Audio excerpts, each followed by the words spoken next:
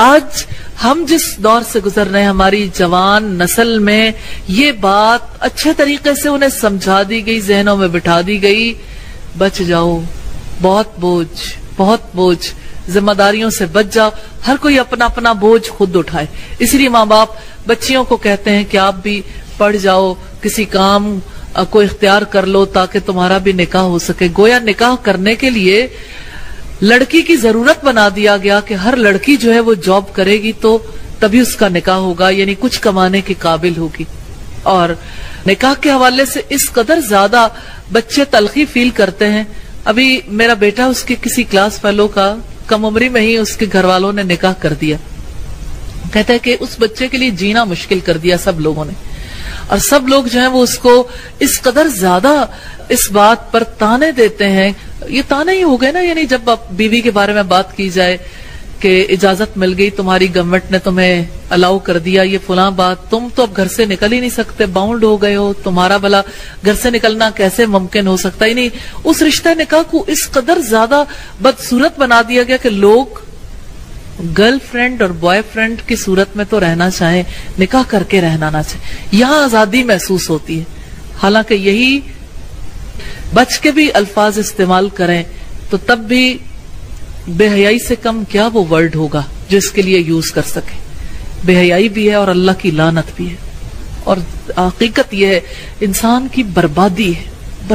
ہے، کیونکہ انسان کوئی ایسی چیز نہیں ہے جیسے آپ پانی گلاس میں ڈالو، آپ نکال دو تو پانی سے گلاس کا کچھ بھی نہ جائے۔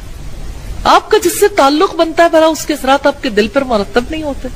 آپ کا ایمان جاتا ہے، یہ تو ایمان جانے کی بات ہے نا۔ اگر آپ باقی تمام معاملات کو ایک طرف رکھ دیں تو یہ جو بغیر نکاح کے تعلقات ہیں، اس کی وجہ سے انسان ڈپریشن میں جاتے ہیں، ایسی تلخی اور تکلیف میں مبتلا رہتے ہیں، زندگی میں کبھی انہیں تسکین اور سکون نصیب ہی نہیں ہوتا۔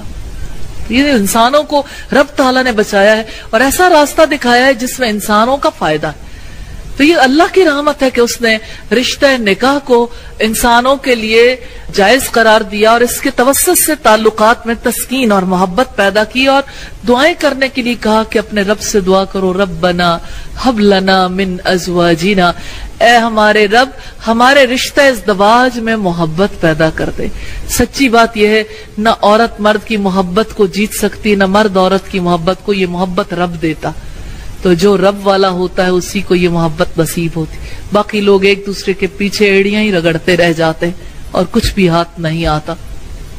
نہ یہ رشتہ سکون والا رہ جاتا ہے، نہ محبت اور اطمینان باقی رہ جاتا۔ اور پھر آپ دیکھیے کہ اس رشتے میں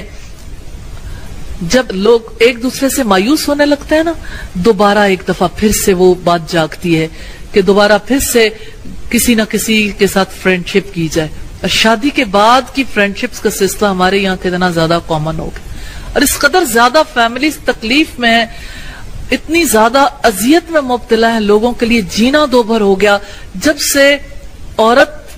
کو بالکل اوپن کر دیا گیا، یعنی بوتل کا جن باہر آ گیا۔ عورت تو ایک قیمتی متاع تھی نا، قیمتی متاع سنبھال کے رکھے جانے کے لائق چیز کہ اس کے پوشیدہ اعضاء کو کوئی نہ دیکھے، وہ قیمتی ہے،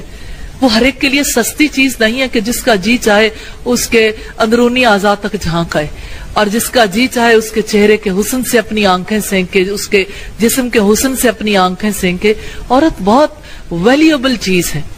اور جیسے ڈائمنڈز ہے، آپ کا گولڈ ہے، آپ کی کرنسی ہے، آپ کی قیمتی چیزیں آپ گھر میں یا بینک میں لاکر کے اندر رکھتے ہیں، ان کو اس طرح سے اوپن نہیں کرتے۔ لیکن ہمارے یہاں یہ کانسیپٹ دیا گیا، جیسے آپ دیکھیے کہ ہر وہ عورت جو بہت بے حیا ہو جاتی ہے اس کے بارے میں کہا جاتا ہے بڑی بولڈ ہے، بولڈنس کہا جاتا ہے۔ اور آپ کبھی مختلف ڈپارٹمنٹل سٹورز پہ جائیں، آپ مالز پہ جائیں، جو مختلف برانڈز کی شاپس ہیں نا، وہی کلچر جو گوروں کا ہے وہی ہمارے اندر رائج کرنے کی کوشش ہے۔ مثلا میں اپنے بیٹے کے لیے ڈریس خریدنے کے لیے گئی تو مجھے ایک ہی شاپ کے باہر لکھا ہوا تھا کہ بولڈ کرو، یہ یعنی لیڈیز جینز تھیں، اور اس کے ساتھ یعنی یہ کیپشن دیا ہوا تھا کہ یہ وہ خواتین پہن سکتی ہیں جو زیادہ بولڈ ہیں، جن کا کوئی حصہ چھپا رہ ہی نہ سکے۔ اور آپ یہ دیکھیں کہ جہاں پر بے حیائی کو بولڈنس کہا جائے تو ظاہر ہے بولڈ بننے کا ہر ایک کو شوق ہوتا ہے، تو ہر ایک کو بولڈ بننے کے لیے یہ طریقہ اختیار کرنے کی راہ دکھا دی ابلیس نے اور ابلیس کے ایجنٹوں نے. اور اسی وجہ سے دیکھیے کہ اس بولڈنس کی وجہ سے یا اس بے حیائی کی وجہ سے ریزلٹ کیا ہے، گھرانے ٹوٹ رہے ہیں. ویسٹ میں تو پورا یہ ہمارا انسٹیٹیوشن ہی تقریباً ختم ہو گیا، لوگوں نے شادیاں کرنی چھوڑ دی اور بن بیاہ ایک دوسرے کے ساتھ رہنے لگے. پھر شوہر اور بیوی کا رشتہ ٹوٹا تو بوائے فرینڈ گرل فرینڈ پھر ایک دوسرے سے تنگ آئے، پھر لڑکوں نے لڑکوں سے، لڑکیوں نے لڑکیوں سے تعلقات قائم کیے، اور اب تو بالکل جانوروں والا سلسلہ ہو گیا، یعنی جانوروں کے ساتھ تعلقات، انسانیت کی کوئی بات ہی نہیں رہی. اور حقیقت یہ ہے کہ ہر انسان اندر سے دکھ اور تکلیف میں مبتلا ہے کہ اس نے فطرت کو چھوڑ دیا. اللہ کریم ہے، اللہ رحیم ہے. اللہ نے جو رشتہ نکاح کا سلسلہ رکھا، جان لیجئے جتنی جلدی اس کے بارے میں اپنی اولادوں کے حوالے سے آپ کچھ کر لیں گے اتنا ہی زیادہ سکون میں رہیں گے. باقی تعلیم کا سلسلہ ہے، یہ ان کی لائف میں انہوں نے جو کچھ بھی کرنا ہے بعد میں بھی سلسلے جاری رہ سکتے ہیں، لیکن اس کی وجہ سے نگاہیں بھی بچتی ہیں، دل بھی بچتا ہے اور عزتیں بھی بچتی ہیں.